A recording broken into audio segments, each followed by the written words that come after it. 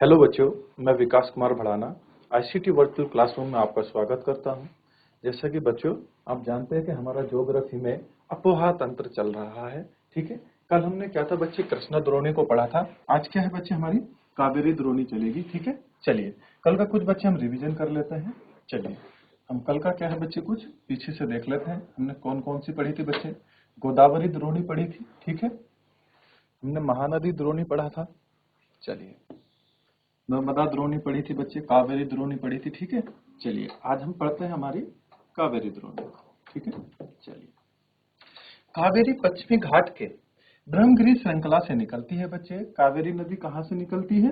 ब्रह्मगिरी श्रृंखला से निकलती है तथा तमिलनाडु में कुडलूर के दक्षिण में बंगाल की खाड़ी में मिल जाती है। कहां मिल जाती है बच्चे? तमिलनाडु के कुडलूर में के दक्षिण में बंगाल की खाड़ी में क्या है बच्चे, मिल जाती है। इसकी लंबाई 760 किलोमीटर है बच्चे। इसकी लंबाई कितनी है? 760 किलोमीटर है। इसकी जो बच्चे प्रमुख सहायक नदियां हैं वो कौन कौन सी हैं? इसकी प्रमुख सहायक नदियां कौन कौन सी है बच्चे हमारी? अमरावती है, भवानी है, हेमावती है, काबिनी है। इसकी द्रोणी तमिलनाडु, केरल, कर्नाटक में विस्तृत है बच्चे। जो हमारी कौन सी बच्चे, कावेरी नदी की कहाँ है? तमिलनाडु, केरल और कर्नाटक में क्या है बच्चे, विस्तृत है। ठीक है, यानी इसका जो विस्तार है वो कहाँ तक है? कौन कौन से राज्य में है बच्चे? तमिलनाडु में, केरल में और कर्नाटक में। ठीक है, चलिए कौन सा बच्चे? कावेरी नदी का। ठीक है, चलिए इसका उद्गम स्थान कहाँ है बच्चे? ब्रह्मगिरी श्रृंखला से क्या है बच्चे, निकलती है। ठीक है, लंबाई कितनी है इसकी? 760 किलोमीटर। ठीक है, चलिए क्या आप जानते हैं भारत में दूसरा सबसे बड़ा जलप्रपात कावेरी नदी बनाती है? इसे शिव समुद्रम के नाम से जाना जाता है बच्चे। क्या बनाती है बच्चे? दूसरा सबसे बड़ा जलप्रपात। ठीक है, ऐसे किससे जाना जाता है? शिव समुद्रम नाम से जाना जाता है। प्रताप द्वारा उत्पादित विद्युत मैसूर, मंगलोर तथा कोलार स्वर्ण क्षेत्र को प्रदान की जाती है। जो बच्चे इससे विद्युत उत्पन्न होती है वो कौन से क्षेत्रों को? मैसूर को, बंगलोर को तथा कोलार स्वर्ण क्षेत्र को प्रदान की जाती है। ठीक है, चलिए तो भारत का सबसे बड़ा जलप्रपात कौन सा है बच्चे, ये आपको बताना है। ठीक है, ज्ञात कीजिए। चलिए इन बड़ी नदियों के अतिरिक्त कुछ छोटी नदियां भी हैं जो पूर्व की तरफ बहती हैं बच्चे। जो ये बड़ी नदियां हैं इनके अतिरिक्त क्या है, कुछ छोटी नदियां भी हैं जो पूर्व की तरफ बहती हैं। जैसे दामोदर है, ब्राह्मणी है, वैतरणी है तथा स्वर्ण रेखा है। कुछ महत्वपूर्ण उदाहरण है अपने एटलस में इनकी स्थिति ज्ञात कीजिए। जो बच्चे आपका एटलस है यानी जो हमारा मानचित्र है उसमें क्या है, इनकी हमें स्थिति क्या है बच्चे, ज्ञात करनी है। ठीक है, इनकी स्थिति ज्ञात कीजिए। चलिए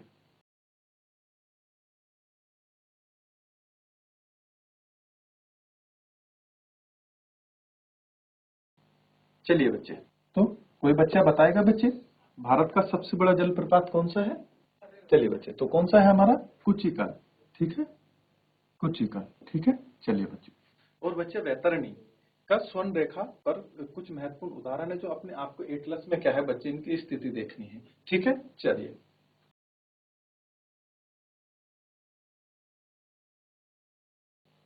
चलिए बच्चों आगे। क्या आप जानते हैं पृथ्वी के धरातल का लगभग 71% भाग जल से ढका है, लेकिन 97% जल लवणीय है बच्चे। ठीक है, केवल 3% ही स्वच्छ जल के रूप में उपलब्ध है, जिसका 3/4 भाग हिमानी के रूप में है बच्चे। हिमानी मतलब बर्फ बच्चे। ठीक है, चलिए अब आता है बच्चे आगे झीलें। ठीक है, लेक। ठीक है, हमारा अब झीलें शुरू होती हैं। कश्मीर घाटी तथा प्रसिद्ध डल झील नाव वाले घरों तथा शिकारा से तो आप परिचित ही होंगे। ठीक है बच्चे, क्या है, जो कश्मीर घाटी का जो प्रसिद्ध डल झील है वो नाव वाले घरों तथा शिकारा से तो आप परिचित होंगे। ठीक है बच्चे, चलिए जो प्रत्येक वर्ष हजारों पर्यटकों को क्या करता है, आकर्षित करता है। ठीक है, कौन सा झील बच्चे हमारा? डल झील, जो क्या है, नाव वाले घरों के लिए फेमस है। ठीक है, चलिए इसी प्रकार आप अन्य झील वाले स्थानों पर भी गए होंगे। जो अन्य झील वाले स्थान है बच्चे आप उन पर भी गए होंगे। ठीक है, तथा वहां नौकायान, तैराकी एवं अन्य जलीय खेलों का आनंद आपने बच्चे क्या होगा लिया होगा। ठीक है, चलिए आपने क्या होगा बच्चे लिया होगा। कल्पना कीजिए कि अगर कश्मीर, नैनीताल एवं दूसरे पर्यटक स्थलों पर भी झील नहीं होती, जो बच्चे अन्य पर्यटक स्थल है जैसे हमारा कश्मीर है, नैनीताल है बच्चे, या दूसरे पर्यटक स्थल जो भी है उन पर अगर झील ना होती, तब क्या वे इतना ही आकर्षित करते जितना कि आज करते हैं? क्या बच्चे उतना ही आकर्षित करते कि जितना वो आज करते हैं, है ना? क्या आपने कभी यह जानने की कोशिश की है कि इन पर्यटकों को आकर्षित करने के लिए किस स्थान पर झीलों का क्या महत्व है? ठीक है बच्चे, जो हमारे जो पर्यटक होते हैं वो जैसे हम नैनीताल जाते हैं तो नैनीताल में हम झील देखते हैं। ठीक है, तो वो क्या करती है, पर्यटकों को अपनी ओर आकर्षित करती है, तो इसीलिए पर्यटक क्या है बच्चे वहां घूमने जाते हैं। ठीक है, चलिए उसमें नाव नौकायान करते हैं। ठीक है, उसमें क्या है उससे आनंद लेते हैं अपना। ठीक है, चलिए जो जानने की कोशिश की है कि पर्यटकों को आकर्षित करती है। पर्यटकों के आकर्षण के अतिरिक्त मानव के लिए अन्य कारणों से भी झीलों का महत्व है बच्चे। क्या है कि इनके लिए क्या है बच्चे, अन्य कारणों से भी क्या है झीलों का महत्व है। ठीक है, चलिए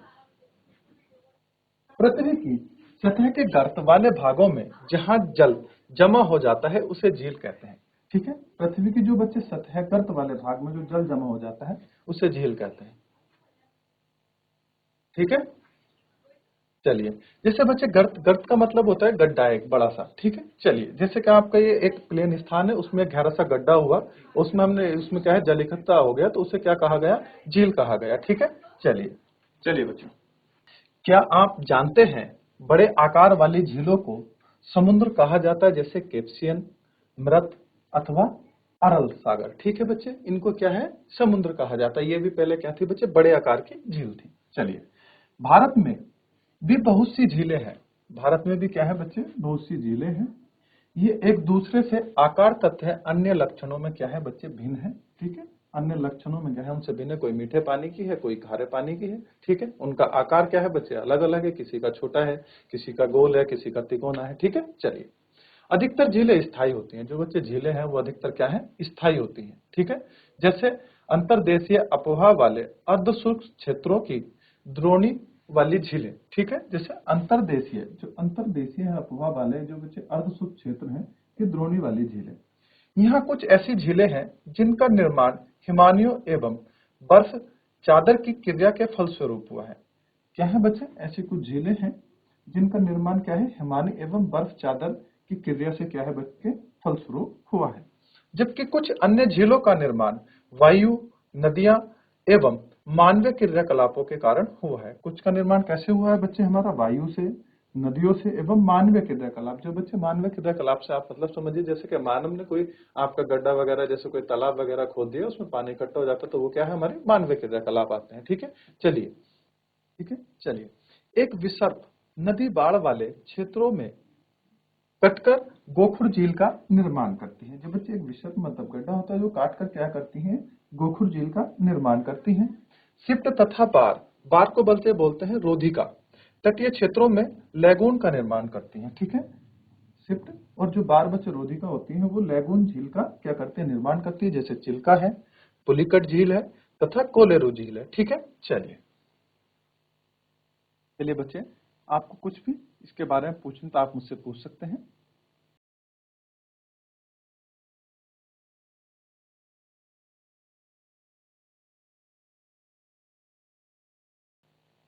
अंतर्देशीय भागों, जैसे बच्चे अंतर्देशीय भाग है। ठीक है, ये देखिए बच्चे ये लोकताक झील है बच्चे। ठीक है, कौन सी है, लोकताक झील। ठीक है, आप देख रहे होंगे बच्चे पहाड़ है, जो पानी है ये वाला जो क्षेत्र है बच्चे क्या है हमारा झील है। ठीक है, चलिए वाली झीलें कभी कभी मौसमी होती हैं बच्चे। क्या है, कभी कभी मौसमी होती है। उदाहरण के लिए राजस्थान की सांभर झील। जो बच्चे राजस्थान की सांभर झील है वो कैसी है बच्चे, मौसमी झील है। ठीक है, जो एक लवण जल वाली झील है, कैसी है बच्चे, एक लवणीय झील है। ठीक है, कैसी है, लवण जल वाली झील है। इसके जल का उपयोग नमक के निर्माण के लिए किया जाता है बच्चे। इस झील का जो जल है बच्चे उसका निर्माण, उसका उपयोग किसके लिए किया जाता है बच्चे, नमक के निर्माण के लिए किया जाता है। ठीक है, मीठे पानी की अधिकांश झीलें हिमालय क्षेत्र में है बच्चे। जो मीठे पानी की झीलें हैं वो अधिकांश कहाँ है बच्चे? हिमालय क्षेत्र में है। ये मुख्यतः हिमानी द्वारा बनती है। हिमानी का मतलब होता है बच्चे बर्फ, ठीक है। ये किससे? मुख्यतः हिमानी द्वारा बनती है। दूसरे शब्दों में ये तब बनी जब हिमानियों ने या कोई द्रोणी गहरी बनाई। ये बच्चे कब बनी? जब हिमानियां जो थी बच्चे उन्होंने क्या है, गहरी द्रोणी बनाई। इनका निर्माण तब हुआ है, ठीक है, जो बाद में हिम पिघलने से भर गई, ठीक है। जो बाद में क्या हुआ, जब बर्फ पिघलनी शुरू हुई उससे क्या है पानी बना, तो उससे क्या है बच्चे ये बिखर गई, ठीक है। चलिए, यह किसी क्षेत्र में शिलाओं अथवा मिट्टी से हिमानी मार्ग बंध गए, ठीक है। क्या हो गए बच्चे? हमारे बंध गए, ठीक है। चलिए, इसके विपरीत जम्मू तथा कश्मीर की बुल्लर झील भूगर्भीय क्रियाओं से बनी है, ठीक है। जो बच्चे कश्मीर की बुल्लर झील, आज से पूछा जाएगा कैसे बनी है बच्चे? वो भूगर्भीय क्रियाओं से बनी है, ठीक है। यह भारत की सबसे बड़ी मीठे पानी वाली प्राकृतिक झील है बच्चे। कैसी है बच्चे? हमारी प्राकृतिक झील है, यानी ये स्वतः ही बनी है, मानव निर्मित नहीं है, ठीक है। चलिए, और कैसी है बच्चे? सबसे बड़ी मीठे पानी की झील है। डल झील, भीमताल, नैनीताल लोकटाक तथा बाड़ा पानी कुछ अन्य महत्वपूर्ण मीठे पानी की झीलें हैं बच्चे। कौन सी है? डल झील है, भीमताल है, नैनीताल है, लोकटाक है बच्चे, और बाड़ा पानी है। ये कुछ अन्य कैसी हैं बच्चे? हमारी मीठे पानी की क्या है? झीलें हैं, ठीक है। चलिए,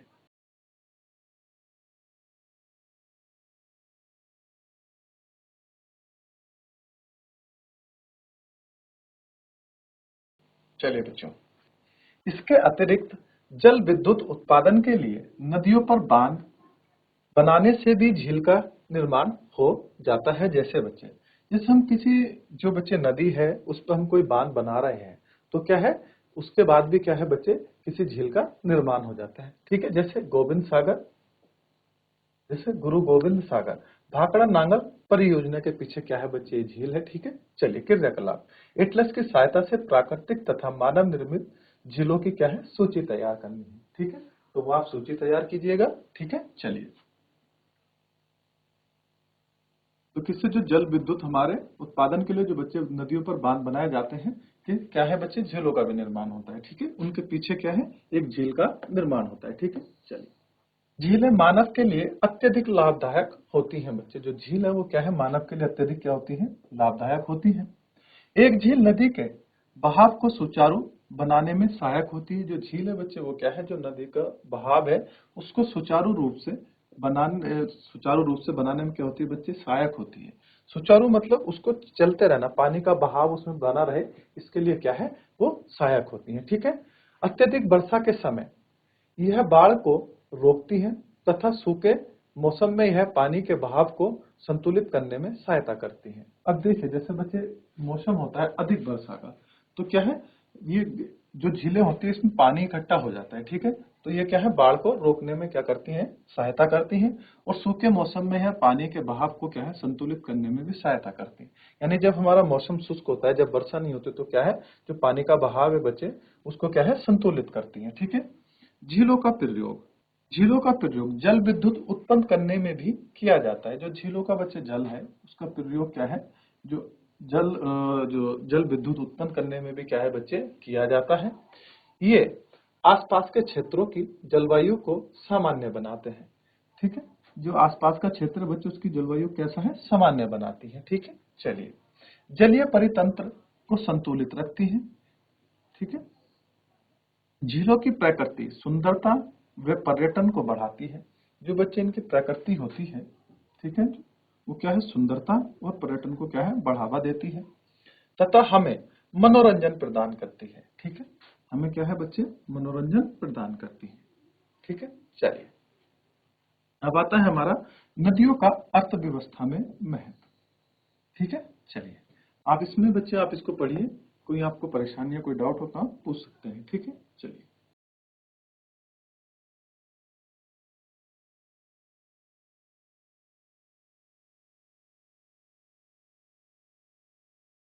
चलिए बच्चे आगे। संपूर्ण मानव इतिहास में नदियों का अत्यधिक महत्व है बच्चे। जो संपूर्ण जो मानव का इतिहास है उसमें क्या है? नदियों का अत्यधिक क्या है बच्चे महत्व है रहा है। नदियों का जल मूल प्राकृतिक संसाधन है। जो बच्चे नदियों का जो जल है वो मूल क्या है, प्राकृतिक एक हमारा संसाधन है, तथा अनेक मानवीय क्रियाकलापों के लिए अनिवार्य है। बच्चे जिसके मानवीय जो क्रियाकलाप है, जो मानव जो क्रियाकलाप करते हैं जैसे सिंचाई वगैरह इत्यादि, इनके लिए क्या है बच्चे अनिवार्य है। यही कारण है कि नदियों के तट के प्राचीन काल से ही बच्चे आदिवासियों को अपनी ओर आकर्षित किया है। जो नदियों के जो बच्चे प्राचीन काल से ही क्या है, जो आदिवासियों को उसने क्या है अपनी ओर आकर्षित किया है। ठीक है, चलिए ये गांव अब बड़े शहरों में परिवर्तित हो चुके हैं। जो अब ये गांव थे बच्चे पहले, वो क्या है बड़े शहरों में परिवर्तित यानी बदल चुके हैं। अपने राज्य के उन शहरों की एक सूची तैयार कीजिए जो नदी के किनारे स्थित है बच्चे। तो क्या है, एक सूची तैयार करनी है शहरों की जो नदी के किनारे हैं। ठीक है, चलिए। किंतु भारत जैसे देश के लिए यहाँ की अधिकांश जनसंख्या जीविका के लिए कृषि पर निर्भर है बच्चे। जो भारत की जनसंख्या है जैसे, ठीक है बच्चे, किसके लिए बच्चे जनसंख्या जीविका के लिए किस पे है, कृषि पर निर्भर करती है। वहां सिंचाई, नौ संचालन, जल विद्युत निर्माण में नदियों का बहुत जो है बच्चे वो महत्व जो है बहुत अधिक है। ठीक है, किसका बच्चे, सिंचाई में, नौ संचालन में और जल विद्युत निर्माण में क्या है बच्चे, नदियों का जो महत्व है वो बहुत अधिक है। ठीक है, चलिए अब बच्चे एक जो राष्ट्रीय नदी संरक्षण योजना NRCP बच्चे आई थी। देश में नदी सफाई कार्यक्रम का शुभारंभ, जो बच्चे नदियों में जो गंदगी वगैरह होती है उसकी सफाई के लिए क्या था, कार्यक्रम आया था, राष्ट्रीय नदी संरक्षण योजना। ठीक है, इसका शुभारंभ जो है बच्चे वो 1985 में, ठीक है, किया गया था। शुभारंभ कब हुआ था बच्चे उसका, 1985 में। गंगा एक्शन प्लान GAP के साथ आरंभ हुआ बच्चे। ठीक है, किसके साथ, गंगा एक्शन प्लान के साथ क्या है बच्चे, इसका साथ आरंभ हुआ था। वर्ष 1995 में राष्ट्रीय नदी संरक्षण योजना के तहत अन्य नदियों को जोड़ने के लिए गंगा कार्य योजना का विस्तार किया गया। यानी जो गंगा कार्य की जो बच्चे योजना थी उसका क्या है विस्तार, यानी उसको बढ़ा दिया गया, यानी उसको और क्या है और अच्छे से बढ़ा दिया गया। नदियां देश के जल का प्रमुख स्रोत है बच्चे। जो नदियां हैं वो जल में जो नदियां जो है वो देश का जो बच्चे जल है हमारा उसके लिए क्या है प्रमुख स्रोत है। NRCP का उद्देश्य नदियों के जल को प्रदूषण कम करके जल की गुणवत्ता में सुधार लाना है। यानी बच्चे जो हमारा राष्ट्रीय नदी जो संरक्षण योजना है उसका उद्देश्य क्या है बच्चे, जल के प्रदूषण को कम करके जल की गुणवत्ता में सुधार लाना। ठीक है, तो क्या कार्य है बच्चे उसका, जल की गुणवत्ता में सुधार लाना। ठीक है, आपसे पूछा जाएगा कि राष्ट्रीय नदी संरक्षण योजना कब शुभारंभ हुआ था बच्चे उसका, 1985 में, 1985 में। ठीक है, किसके साथ हुआ था बच्चे, तो गंगा एक्शन प्लान के साथ हुआ था। ठीक है, इसका जो बच्चे मुख्य कार्य था या उद्देश्य था वो क्या था हमारा, जल के प्रदूषण को कम करना और उसके जल की गुणवत्ता को क्या है बच्चे सुधार करना उसकी में। ठीक है, चलिए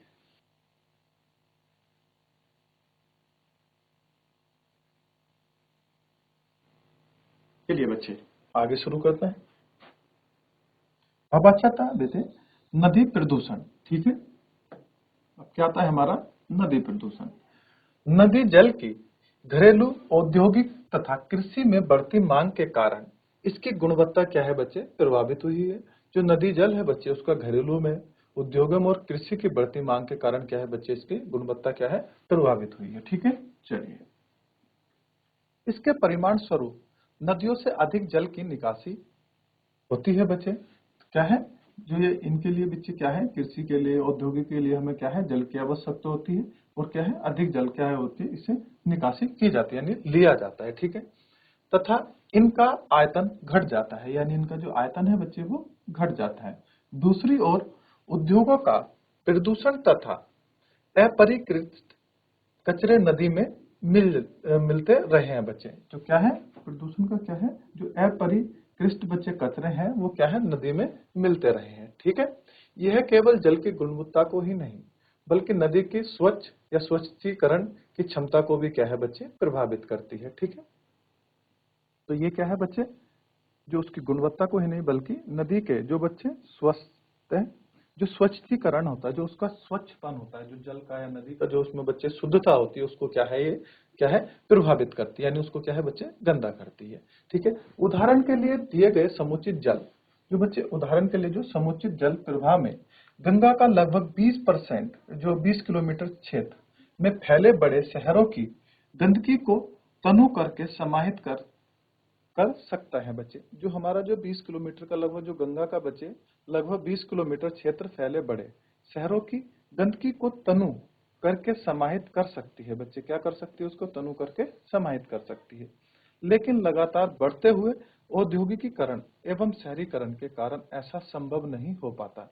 किसके कारण बच्चे, बढ़ता हुआ औद्योगिकरण, शहरीकरण के कारण क्या है बच्चे, ऐसा संभव नहीं हो पाता है। ठीक है, चलिए, तो क्या है, ऐसा हमारा संभव नहीं हो पा रहा है। ठीक है, अनेक नदियों में प्रदूषण का स्तर बढ़ता जा रहा है। जो बच्चे कुछ नदी हैं उनमें क्या है, प्रदूषण का स्तर जो है वो बढ़ता जा रहा है। उनमें जो है बेटे लगातार क्या है, उसमें पनिया कुछ गंदगी वगैरह क्या है वो बढ़ती जा रही है। ठीक है, चलिए, नदियों में बढ़ते प्रदूषण के कारण इनको स्वच्छ बनाने के लिए अनेक कार्य, जो बच्चे ये बढ़ता प्रदूषण है, इनके जल को स्वच्छ बनाने के लिए क्या है बच्चे, अनेक कार्य हमारे किए जा रहे हैं। ठीक है, चलिए, तो क्या है, अनेक योजनाएं लागू की गई हैं। ठीक है, क्या आप अपने कभी ऐसे कार्य योजनाओं के बारे में सुना है? क्या आपने कभी बच्चे ऐसे जो कार्य या योजनाएं हैं उनके बारे में सुना है?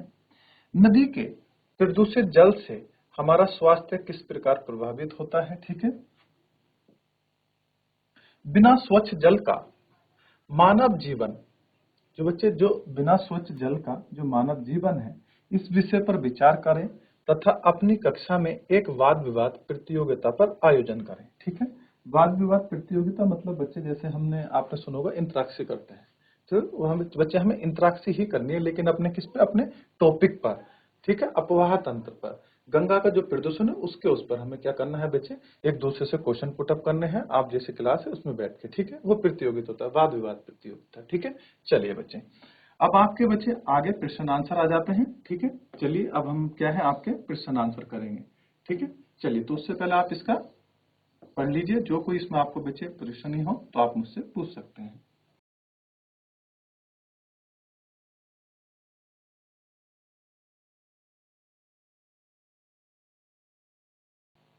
चलिए बच्चों, बच्चे अभ्यास अब हमारे क्या है बच्चे, प्रश्न आते हैं। ठीक है, दिए गए 4 विकल्पों में से सही विकल्प को हमें क्या है बच्चे चुनना है। ठीक है, चलिए, बुल्लर झील निम्नलिखित में से किस राज्य में स्थित है बच्चे? राजस्थान, पंजाब, उत्तर प्रदेश, जम्मू कश्मीर। आप बच्चे बताएंगे किस राज्य में स्थित है बुल्लर झील। ठीक है, चलिए बच्चे, हमारे कौन से राज्य में स्थित है ये? जम्मू एंड कश्मीर में क्या है बच्चे, ये स्थित है। ठीक है, चलिए, अगला क्वेश्चन है बच्चे, नर्मदा नदी का उद्गम कहां से हुआ है? जो हमारी नर्मदा नदी है बच्चे, उसका उद्गम कहां से हुआ था? जब हमने नर्मदा द्रोणी पढ़ी थी तो बच्चे हम तो उसमें आपको बताया गया था कि नर्मदा जो नदी है उसका उद्गम स्थान कहां है बच्चे, आप बताइए। चलिए बच्चों, तो नर्मदा नदी का जो उद्गम स्थान है बच्चे वो है हमारा अमरकंटक। ठीक है, चलिए, अमरकंटक। ठीक है, चलिए, निम्नलिखित में से अगला क्वेश्चन आता है बच्चे हमारा, निम्नलिखित में से कौन सी लवणीय जल वाली झील है बच्चे? जो लवणीय मतलब जो खारे पानी की झील है बच्चे। ठीक है, लवण का मतलब होता है खारा। ठीक है, खारे पानी का।